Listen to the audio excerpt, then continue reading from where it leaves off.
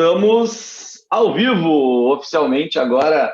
Seja muito bem-vindo à nossa primeira participação aqui, né? Que seja a primeira de muitas do Rodrigo no nosso canal do YouTube do GG Concurso. Rodrigão, muito obrigado por ter aceitado aí o nosso convite, por vir compartilhar um pouquinho aí com a gente da tua trajetória na SUSEP e tal. Tem uma galera aí que está ansiosa para te ouvir.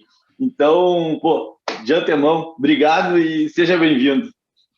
É isso, Juliano. Cara, para mim é um prazer, é um enorme prazer estar podendo conversar um pouco, desmistificar um pouco sobre o sistema penal e, junto com isso, poder trazer melhores candidatos para nós. A ideia é essa, né? Quanto mais tu desmistifica, mais tu mostra esse sistema que é tão fechado, o sistema penal, mais tu traz pessoas, né? Mais melhora o teu candidato que vem para a instituição. Então, agradeço sim, tá podendo, através desse canal da GG Concurso, poder falar um pouco sobre o sistema prisional e na área de gerenciamento de crise, que é a área onde a gente pode ensinar lá na ESP, onde eu ensino na ESP já há alguns anos essa matéria, e está aí ajudando as pessoas a tomar a decisão de virem para a instituição, né? Conhecer um pouco mais. Eu acho que é interessante a gente conversar sobre o que a gente se propôs aqui, sobre inteligência emocional e gerenciamento de crise. Meu, o que é isso? Bom, falar em gerenciamento de crise, Juliano, é muito recente, né? Quando a gente fala de gerenciamento de crise, a gente está falando aí, no Brasil, de 20 anos. 20 anos atrás se iniciou esse trabalho aí através da Polícia Federal, afirmando protocolos aí em aeronaves, né? E quando a gente começa a falar, então, do sistema prisional, aí a gente vai achar as primeiras publicações de gerenciamento de crise em prisões há 5 anos atrás, né? E imagina o seguinte, né? Que nem a gente estava falando no início aqui, né? O quanto a gente perde de servidores, de pessoas boas, de entrar nesse concurso, por não conhecer como é que é a realidade de crises dentro de um presídio, né? Dentro das unidades prisionais.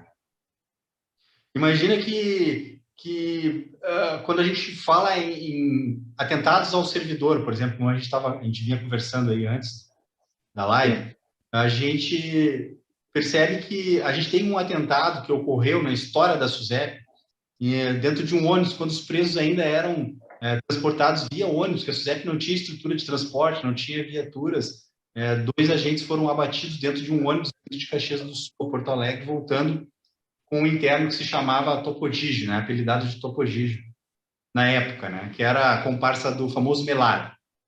E isso aconteceu em 1985, né? De lá para cá, o único registro que a gente tem de óbito, né, de desfecho com óbito de um agente penitenciário ou lesão grave de um atentado de um interno ou de uma emboscada de uma escolta, aconteceu em 2005, na unidade prisional, onde eu comecei meus trabalhos, na unidade prisional de Montenegro, né, onde os presos eles forjaram uma briga no pátio e se machucaram no pátio, forjaram uma briga, se machucaram, né, se lesionaram, e os agentes, por ficarem preocupados com a integridade física, se apressaram, então, né, ou dizem que se apressaram nessa montagem dessa escolta, e quando saíram da unidade prisional de Montenegro, foram abordados, né, por 2 veículos, e nesse resgate se feriu o colega nosso, agente penitenciário Jair Fiorin, que veio a óbito poucas horas depois de ingressar no hospital de Montenegro.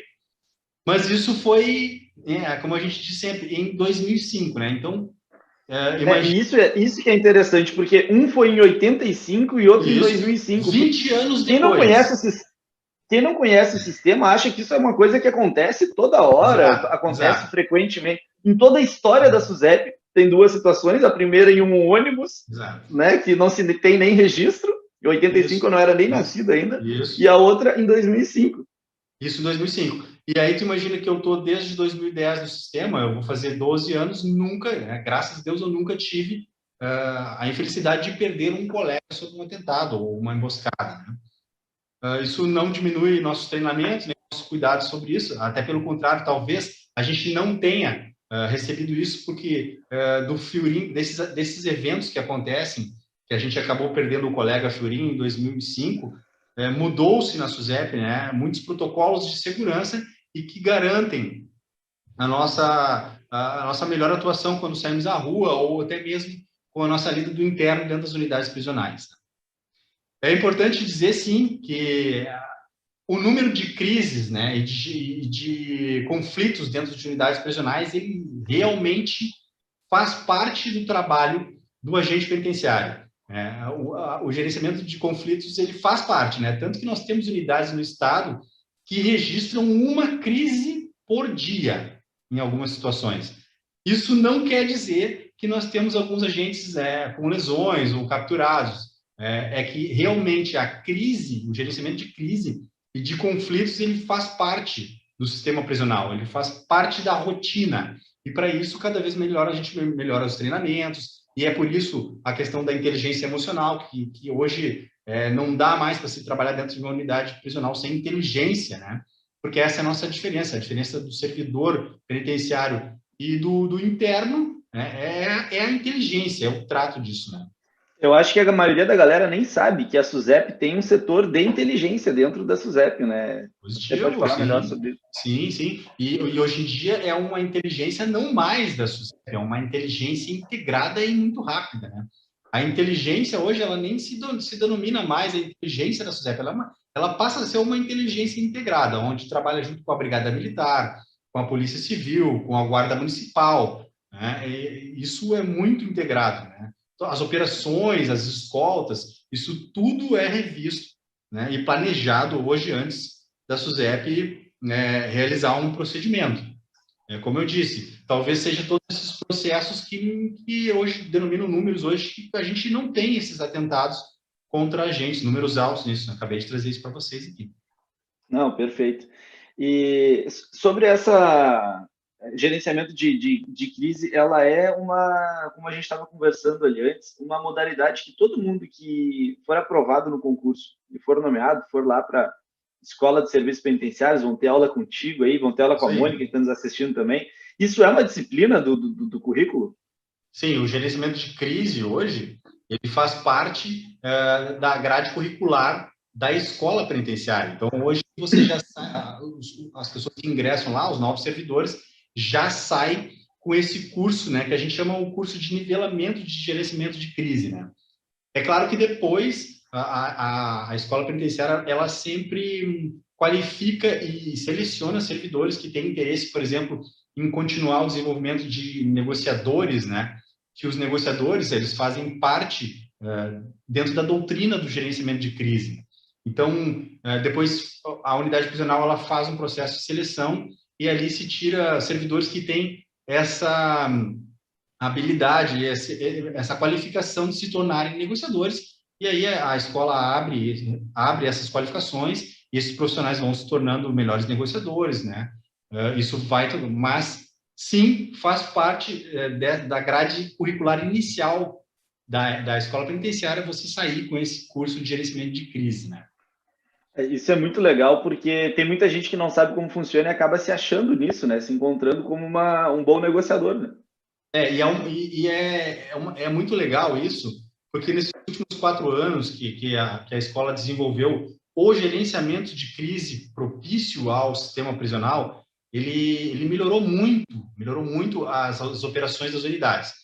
Porque, como eu disse para vocês, o gerenciamento de crise, ele data aí de 20 anos atrás, ele é muito recente. E o prisional, ele vem de 4 anos para cá, mudando no Brasil isso, né? Até então, quando eu entrei na escola penitenciária, era ensinado o gerenciamento de crise policial, né? Que é a doutrina inicial do gerenciamento de crise. Então, imagina vocês o seguinte, eu sentado numa sala de aula, escutando um professor me ensinando, né, a lidar com o gerenciamento de crise dentro de uma prisão e conversando sobre atirador de elite, né? Um atirador de elite não é uma peça que cabe dentro de uma unidade prisional, né? Hoje a gente tem uma equipe tática que já teve por aqui pelo GG falando no curso, né? Que é o pessoal do GAES, muito qualificado, que pela uma portaria 018 da SUSEP é o responsável direto pelas crises de média e grande dimensões do sistema prisional. Então, imagino vocês como era, ainda assim, há muitos anos foi ensinado o gerenciamento policial para ser aplicado dentro do prisional. Hoje não. Hoje nós temos, assim como a defesa pessoal, nós temos essa matéria é direcionada às pessoas que entram ao sistema prisional, né? Então, você vai aprender a utilizar o que tem dentro do sistema para antecipar, para prevenir essas crises que acontecem lá no sistema. E uma ferramenta, eu acho que a gente até pode compartilhar com a galera, uma ferramenta que auxilia muito é a tabela que a gente estava conversando sobre isso, sobre a superlotação penitenciária, como que funciona isso, porque isso também é um fator que pode levar ao gerenciamento de crise, né? Na verdade, essa tabela aqui que a gente pode compartilhar com o pessoal, ela demonstra o seguinte: tudo no sistema prisional hoje, tudo é mais difícil, vamos dizer assim, porque existe o agravante da superlotação, né? Sem a superlotação, e nós temos já hoje unidades que não têm superlotação, que é o teu caso aí, né, Juliano, que trabalha numa unidade hoje padrão que não tem superlotação, ela se encontra em situações diferentes. Tudo que hoje a SUSEP, ela tem a missão dela primeiramente ressocializar as pessoas, né? Tornar elas melhores pessoas que ingressam no sistema prisional. E tanto a segurança, o gerenciamento de crise, quanto fazer esta função, né? Quanto ter esta missão de melhorar as pessoas, tudo isso é agravado quando se olha, né, a superlotação do sistema. Então, eu vou tentar compartilhar com você. Aquela máxima, né? A Mônica sempre fala isso, aquela máxima de que o preso tem que sofrer lá dentro, quanto pior, melhor. Na verdade, isso é uma grande bobagem para quem não conhece o sistema, né? Porque para nós, quanto a estrutura melhor, quanto mais chance a gente tiver para colocar esse cara de volta na sociedade, e às vezes não é nem ressocializar, né? Às vezes é socializar, porque o cara nunca foi socializado, e a gente acaba lá dentro. Pô, a gente está com um projeto lá na penitenciária de Canoas, para que 80%, sabe bem sobre isso, que 80% dos presos que tem lá, que são hoje 2.200, estejam trabalhando. Pô, é muita gente colocada de volta na sociedade. Né? É fascinante. E é como eu te disse, essa unidade que tu tem lá, a sorte de estar, né, de estar compondo aquela equipe lá que é maravilhosa aqui em Canoas, né? Ela demonstra isso, que sem a superlotação é possível fazer o que a SUSEP se propõe, né? E a SUSEP, ela foi criada e se propõe, se a gente olhar lá na missão dela, realmente entregar para a sociedade as pessoas melhores que ingressam no sistema. Essa é a missão da SUSEP. E aí tu vê uma unidade prisional que não é superlotada, o quanto ela consegue fazer. Pode compartilhar, eu não sei se tu tem a planilha aí, se pode compartilhar com a galera essa planilha. Vou compartilhar aqui, sim. Aí, ó, essa planilha em primeira mão aí, isso. Nunca... Essa planilha, eu tirei no lado esquerdo dela aqui, era para ela compor o nome das unidades prisionais, eu acabei, né, tirando por uma questão de segurança, tá? Mas essa é a ferramenta que que os aprovados, né, no concurso, já na escola terão acesso a ela. E aqui o pessoal vai poder ver a situação de cada unidade prisional em relação à sua superlotação. E o que chama... Só para explicar, sem querer te interromper, a SUSEP ela é dividida em regiões penitenciárias, né? Não é todo o estado uma coisa só. São quantas regiões? Ela é dividida em 10 regiões. 10 regiões, isso. 10 regiões, como tem aqui do lado, todas. Isso.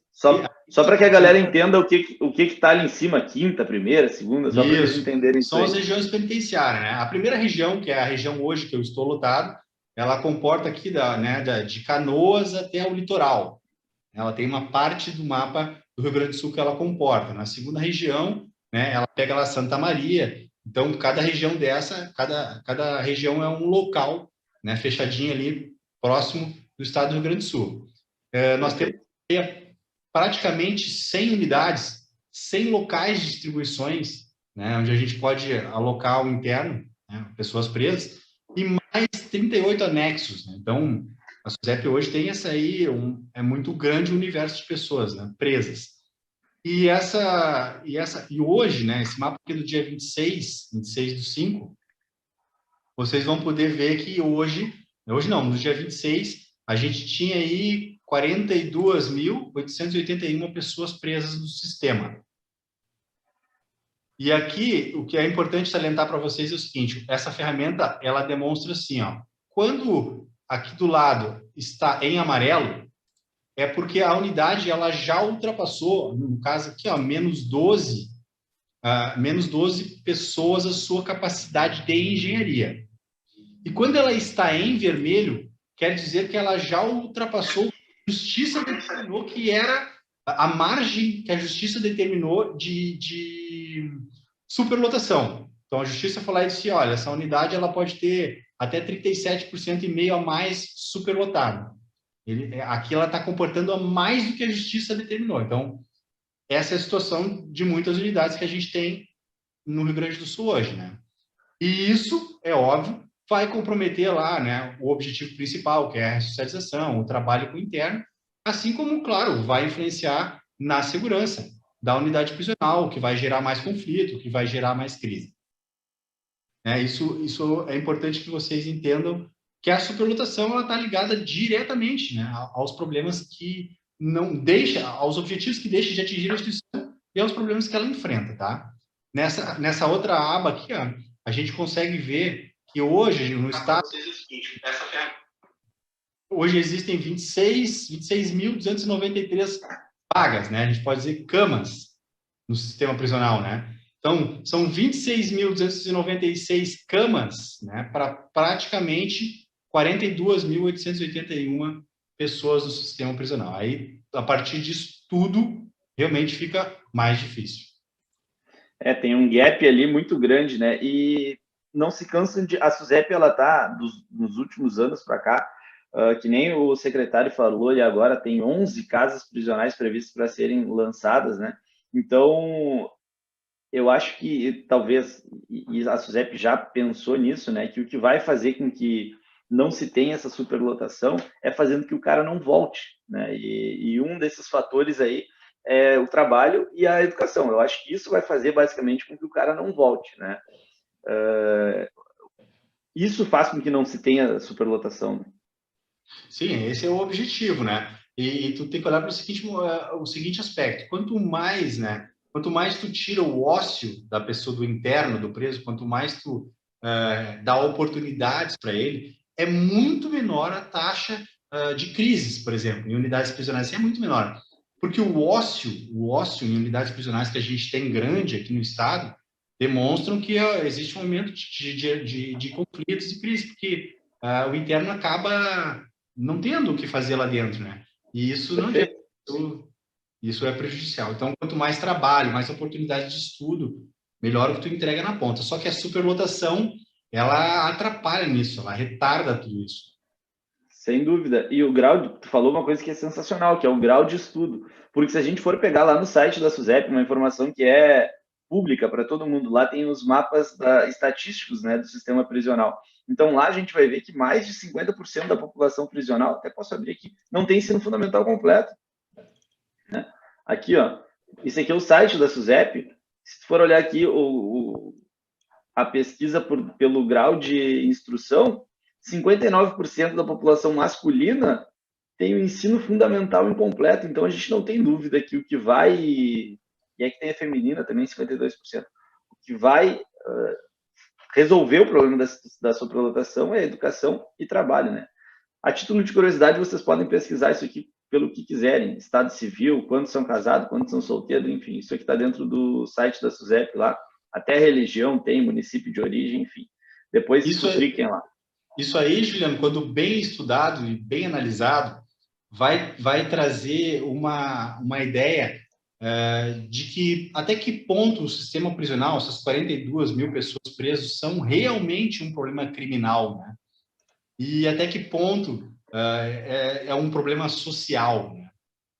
Eu já, ao longo desses 12 anos, já vi muitos internos, quando recebiam a liberdade numa unidade prisional, ficar chorando na frente da unidade, ou ficar parado, ou sair dali e assaltar uma farmácia na esquina, com a intenção de retornar à unidade prisional, pela questão do atendimento de saúde, alimentação. Eu tô há 2 anos no sistema, eu tô há bem pouco tempo, mas já aconteceu de sair um alvará de liberdade, e aí a gente vai lá, comunica ao preso, né, de que ele está em liberdade, faz o procedimento lá, e ele pergunta se ele não pode ficar pelo menos para jantar. Isso, muitas vezes, isso talvez seja o que deva ser muito desmistificado no sistema, né? As pessoas, às vezes, deixam de vir para cá, deixam de procurar essa profissão por achar que vão lidar com 42 mil pessoas altamente perigosas.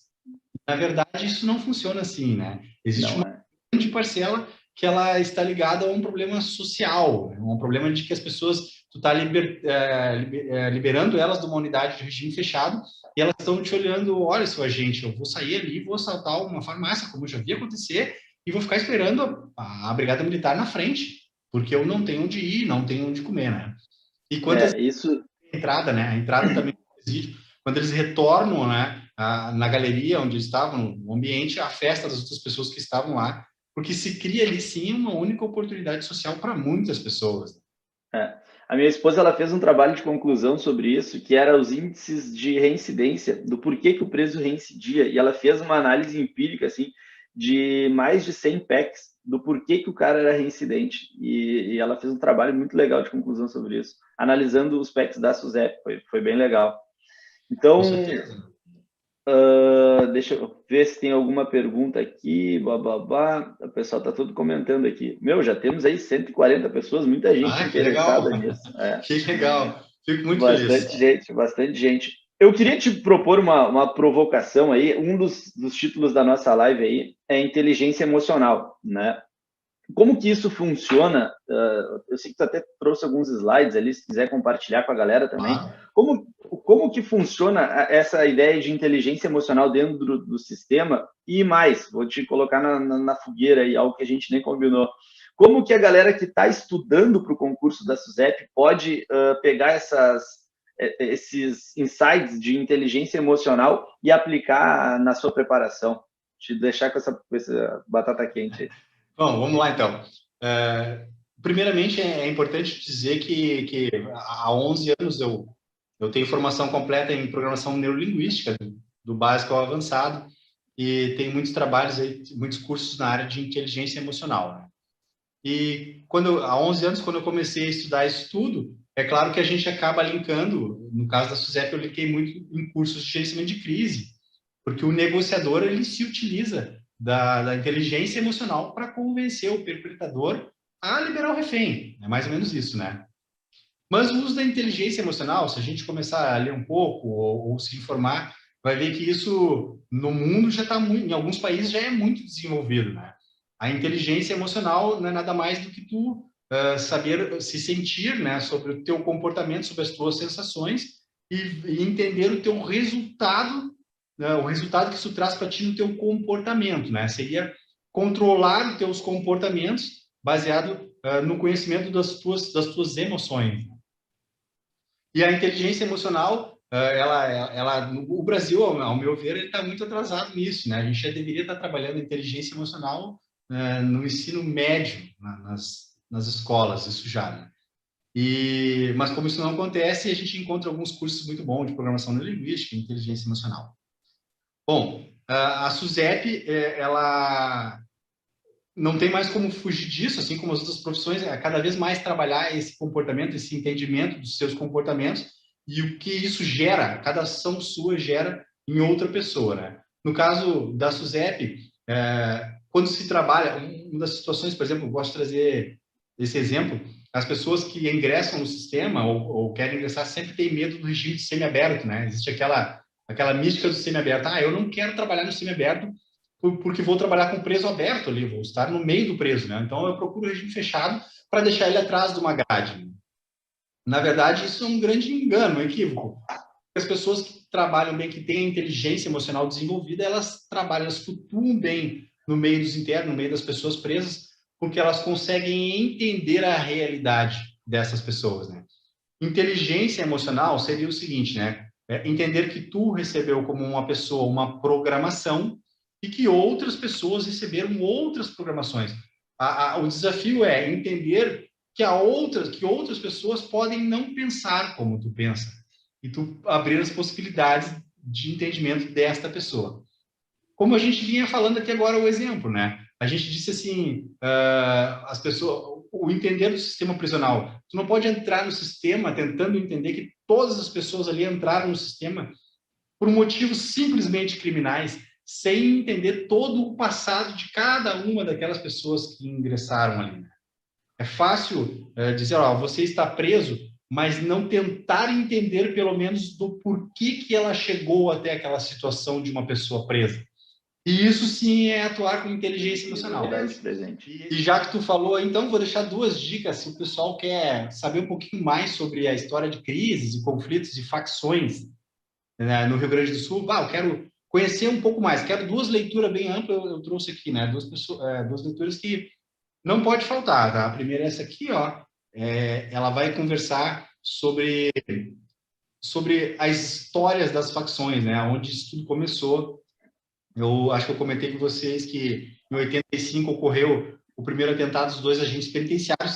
Está aqui a história nesse livro, né? Então, Falange Gaúcha, de Renato Dornelles, vai contar todas as histórias de facções e vai chegar até hoje, né? Como está as situações das facções, da onde surgiu. Uma leitura legal para quem está iniciando. Vai falar de uma rebelião que não é muito comentada, mas ela foi de vital importância aqui no Rio Grande do Sul, que é uma rebelião da PEG, né? Presídio Estadual do Jacuí.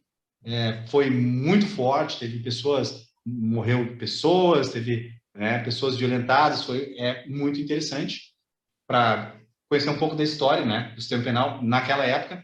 E a outra leitura que é indispensável né, o Porto Alegre 48 Horas sobre o Terror, né, que quem é um pouco mais antigo aí, já que nem eu, vai se lembrar da rebelião do Presídio Central. Vai contar a história da fuga, que entrou de um dos automóveis fugindo entrou dentro do Plaza São Rafael, da história do Melara, né? Então, aqui é sensacional.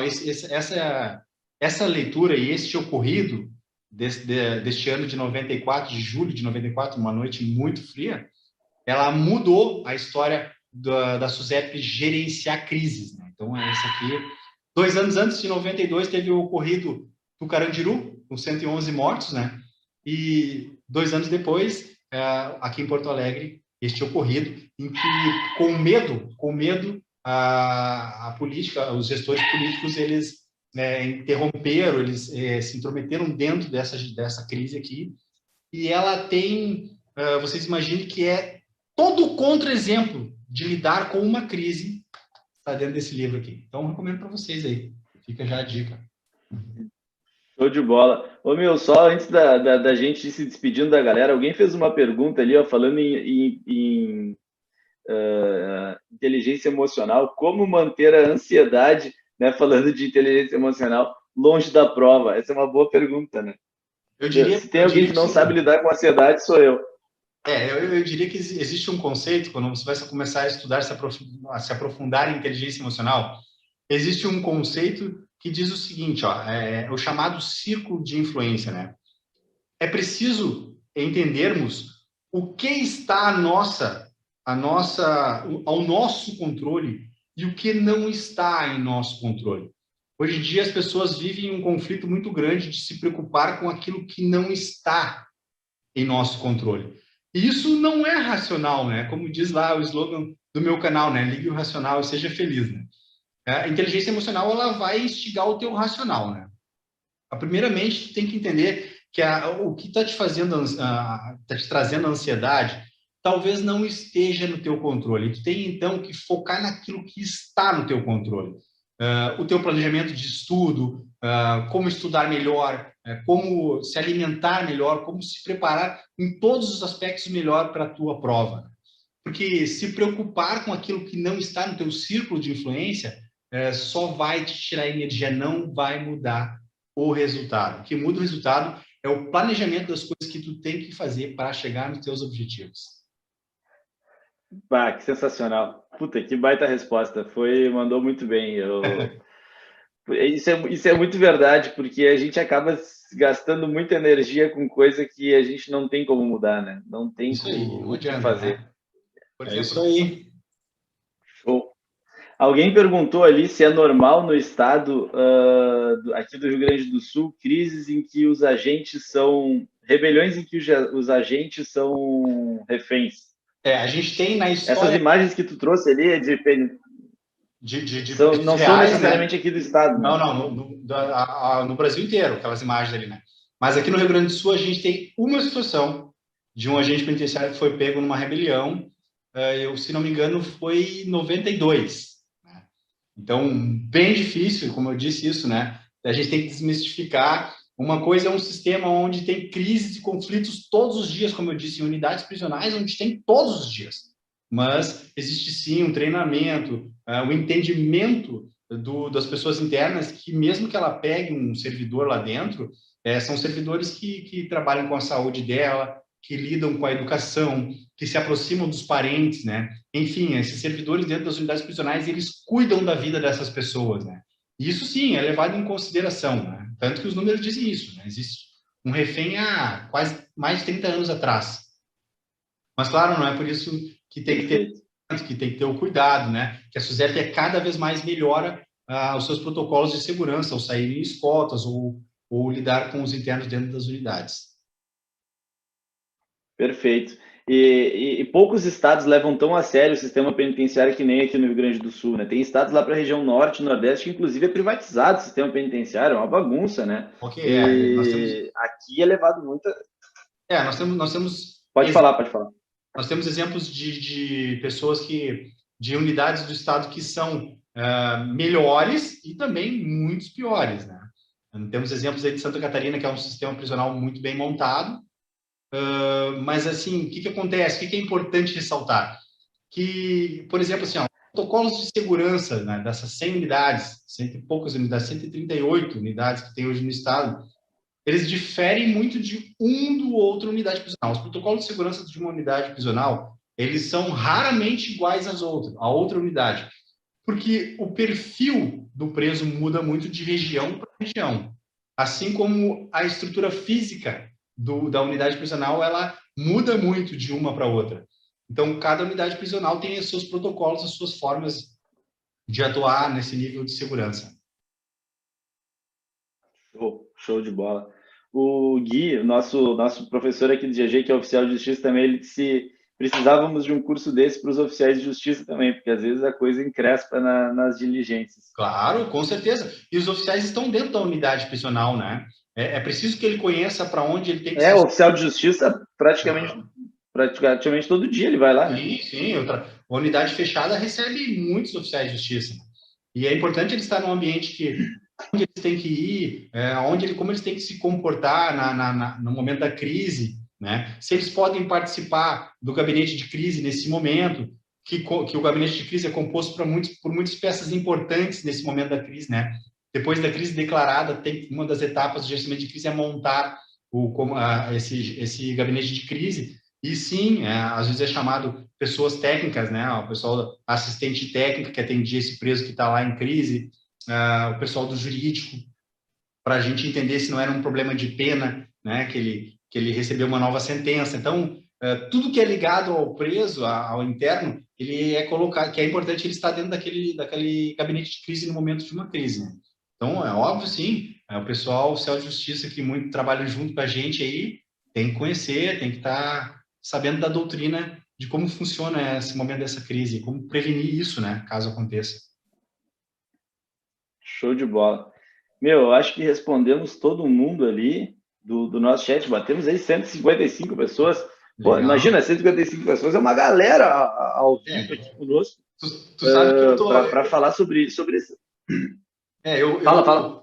Eu talvez até não seja o cara mais certo de estar aqui dizendo assim, incentivando essa galera a entrar, porque eu sou muito bairrista.